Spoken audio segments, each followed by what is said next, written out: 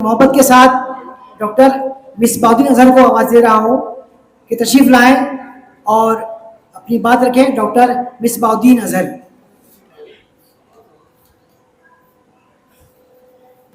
السلام علیکم. عرفان بھائی بہت بہت شکریہ. ظاہر ہے عرفان بھائی میرے سینئر ہیں. پچھلے دنوں ان سے میری بات ہو رہی تھی. بات اصل میں بہت مختصر کرنا چاہوں گا کیونکہ مجھ سے بڑے بڑے لوگ یہاں موجود ہیں, میرے بڑے بھائی موجود ہیں ظاہر ہے, تو ان کے سامنے بولنا جو ہے وہ ادب کے خلاف ہے. دراصل پچھلے دنوں عرفان بھائی سے بات ہو رہی تھی تو یہ ہوا کہ میں نے ایک آرٹیکل ترتیب دیا تھا جس میں یہ تھا کہ منٹو سائیکل کی سیر. لیٹ 70s میں داخلہ میرا ہوا اور لیٹ 80s میں جا کے تقریباً میں نے وہاں سے مکمل کیا ہائی اسکول اپنا.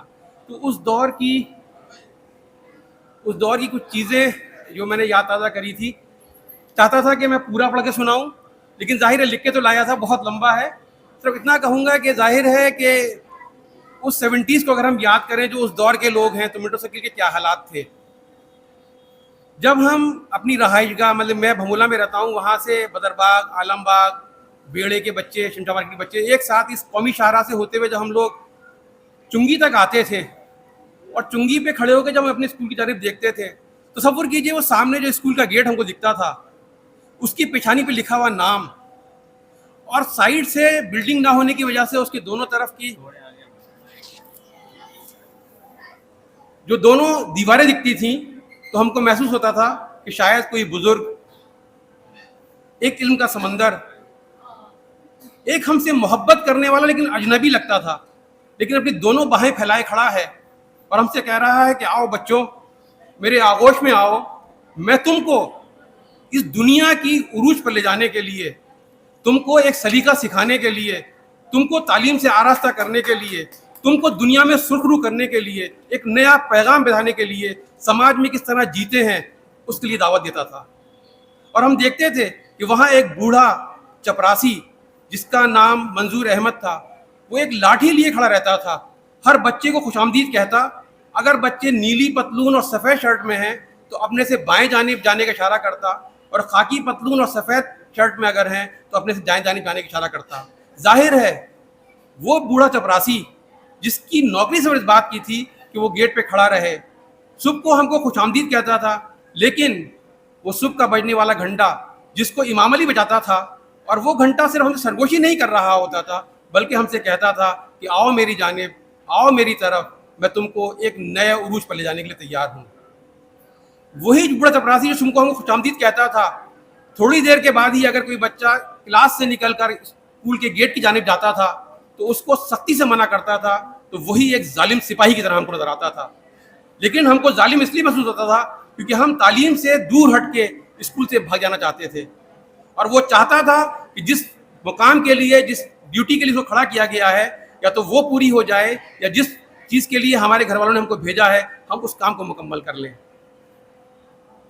ظاہر ہے ہم اسکول کے اندر آتے ہیں تو دیکھتے ہیں کہ ایک نگاہ کے اندر پورے اسکول کا منظر ہمارے سامنے ہوتا ہے. وہ قلعہ نما بلڈنگ جو 4 حصوں میں تقسیم ہے, اس میں صرف ایک واحد عمارت ایسی ہے جو 2 منزلہ ہے, باقی سب سنگل عمارتیں ہیں. اگر ہم اسکول میں داخل ہونے کے بعد بائیں جانب چلیں تو بچہ اسکول کہلاتا ہے. بچہ اسکول کے اندر ایک خاص بات یہ ہے کہ بچہ اسکول ہے لیکن اس کے اندر کچھ بڑے لوگوں کی چیزیں ہیں, جیسے لیکچر تھیٹر اور بڑی لیب جو 9th اور 10th کے بچوں کے لیے ہے, وہ بچہ اسکول کے اندر ہے.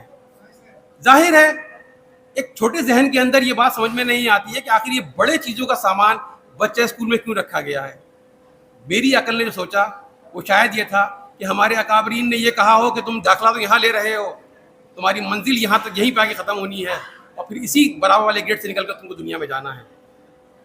یہ میری سوچ اپنے آرٹیکل کے اندر لے کر آتی ہے. ابھی ہم کھڑے ہوئے ہیں صرف بچہ اسکول کی اس عمارت کے پاس, تو دیکھتے ہیں کہ بائیں جانب زینے سے ایک شخص اترتا چلاتا ہے, پی کیپ لگائے ہوئے ہے, ہاتھ میں چھڑی ہے. بچے آتے ہیں اور ادب سے اس کو فوجی انداز سلام کرتے ہیں اور خاموش کھڑے ہو جاتے ہیں. وہ اپنے مخصوص انداز کے اندر سلام کا جواب دیتا ہے اور بچوں کو کلاس کی طرف جانے کی طرف اشارہ کرتا ہے. بچے لے جاتے ہیں. آپ ہیں ماسٹر وسیع صاحب, جن کو ہم لوگ ابا جی بھی کہتے ہیں. خاص انداز تھا, اسکاؤٹ کراتے تھے تو بچے ان کو فوجی انداز سلام کرا کرتے تھے.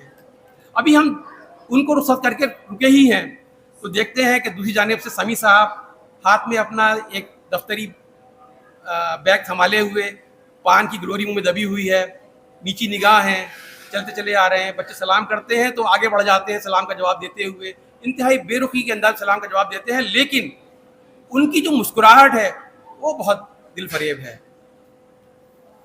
یہ اسکول کا ایک ماحول ہے جس کو میں چاہتا تھا کہ میں بیان کروں, لیکن ظاہر ہے وقت بہت لمبا ہو جائے گا.